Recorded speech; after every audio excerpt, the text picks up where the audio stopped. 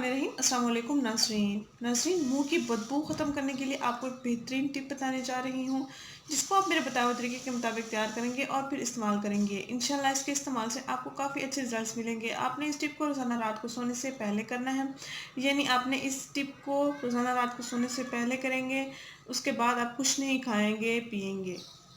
आपने इस टिप को कुल्ली के तौर पर इस्तेमाल करना है, जैसे हम कुल्ली करते हैं वज़ू के लिए या जब हम ब्रश करते हैं, कुल्ली करते हैं, इसी सूरत में आपने इसको इस्तेमाल करना है। नाज़रीन, आपने करना ये है कि आपके गुलाब लेंगे 2 से 3 चम्मच और आधा नींबू का रस ले लेंगे। दोनों का मिक्सर हम तैयार कर लेंगे और फिर रोज़ाना रात को सोने से पहले हम इस मिक्सर की कुल्ली कर लेंगे तकरीबन 2 से 3 मरतबा। अर्के गुलाब मैंने ऑलरेडी प्याले में लिया हुआ था, अब मैंने इसमें लेमन जूस को ऐड किया है। ये हमारा मिक्सर तैयार हो गया है। तकरीबन 2 से 3 कुल्ली हम कर सकते हैं इस मिक्सर से।